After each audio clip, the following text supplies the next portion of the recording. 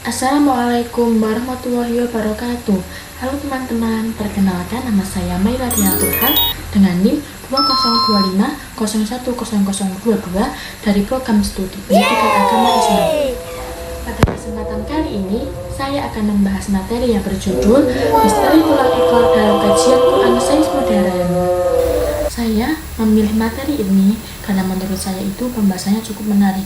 Selama ini, mungkin banyak dari kita menganggap bahwa tulang ekor hanyalah bagian kecil dari tubuh yang tidak memiliki fungsi penting. Akan tetapi, dalam Islam itu, tulang ekor ternyata sudah dijelaskan oleh Rasulullah SAW melalui hadisnya. Oleh karena itu, pada materi ini, saya akan menjelaskan bagaimana kajian Islam dan sains memandang tulang ekor. Nah, pada pembahasan pertama, kita akan membahas hubungan antara agama, Islam, dan sains modern menjadi salah satu topik yang menarik untuk dikaji. Banyak penelitian yang mencoba melihat keterkaitan antara hadis Nabi dengan perkembangan ilmu pengetahuan. Salah satunya yaitu mengenai tulang ekor atau osseosis. Dalam makalah ini dijelaskan bahwa dahulu sebagian ilmuwan menganggap tulang ekor hanyalah sisi evolusi yang tidak memiliki fungsi. Namun, Rasulullah SAW telah menjelaskan melalui hadis bahwa tulang ekor memiliki kedudukan yang penting. Dari sinilah muncul pembahasan mengenai hubungan antara hadis dan kajian sains modern. Rumusan masalah dalam makalah ini membahas 4 hal, yaitu penjelasan tulang ekor dalam hadis, pandangan sains mengenal pembentukannya, penelitian tentang ketahanan tulang ekor, serta hubungan dengan hari kebangkitan. Selanjutnya, masuk ke pembahasan kedua. Nah, pada kedua ini, saya akan menjelaskan tulang ekor dalam hadis Nabi. Pada bab ini dijelaskan bahwa dalam hadis, tulang ekor disebut dengan istilah Ajbu Az-Zanab, yaitu bagian paling bawah dari tulang ekor. Rasulullah SAW bersabda, Bismillahirrahmanirrahim. An Abi Hurairah qala Rasulullah SAW qulubni adama ta'kuluhu turabi ila ajbadanabi minhu waliku wafihi yuraka, yang artinya bahwa seluruh tubuh manusia akan hancur dimakan tanah kecuali tulang ekornya. Dari tulang ekor itulah manusia diciptakan, dan dari bagian itu manusia akan dibangkitkan kembali pada hari kiamat. Selain hadis tersebut, makalah ini juga mengaitkannya dengan surah Al-Qiyamah ayat 3 dan 4. Bismillahirrahmanirrahim. Ayahsabul insanu ala najma'a bima bala qadirinnaha ala an nusawi banahu. Ayat ini tersebut menjelaskan bahwa Allah mampu mengumpulkan kembali tulang belulang manusia, bahkan menyusun kembali jari jemarinya dengan sempurna. Hal ini menunjukkan bahwa tidak ada sesuatu yang mustahil bagi Allah Subhanahu wa Ta'ala. Selanjutnya, kita akan melihat bagaimana penjelasan dari sisi sains modern. Nah, baik, untuk bab yang ketiga, saya membahas tulang ekor dalam pandangan sains modern.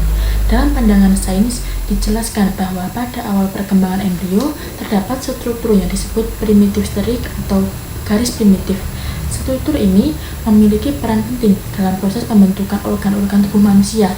Makalah ini juga menjelaskan bahwa setelah proses pembentukan tubuh selesai, struktur tersebut berada di bagian ujung tulang belakang yang menjadi tulang ekor.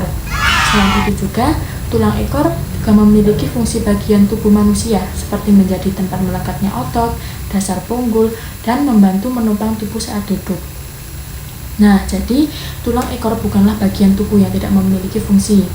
Dan setelah ini, kita masuk pembahasan mengenai penelitian dan hubungannya dengan hari kebangkitan. Selanjutnya, kita membahas bukti penelitian dan hubungannya dengan hari kebangkitan.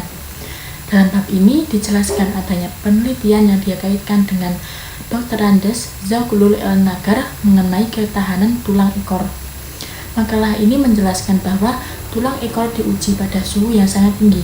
Berdasarkan hasil yang dipaparkan dalam makalah, penelitian tersebut digunakan sebagai salah satu pendukung hadis Nabi mengenai tulang ekor dan kebangkitan manusia.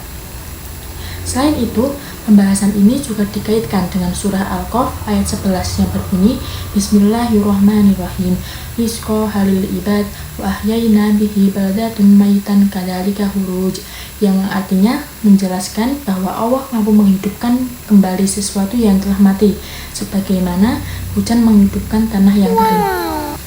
Nah, dari kesimpulan penjelasan di atas bahwa tulang ekor memiliki kedudukan penting dalam kajian Islam maupun sains modern, Hadis Nabi menjelaskan bahwa tulang ekor berkaitan dengan penciptaan dan kebangkitan manusia, sedangkan sains menjelaskan fungsi tulang ekor serta proses pembentukan embrio.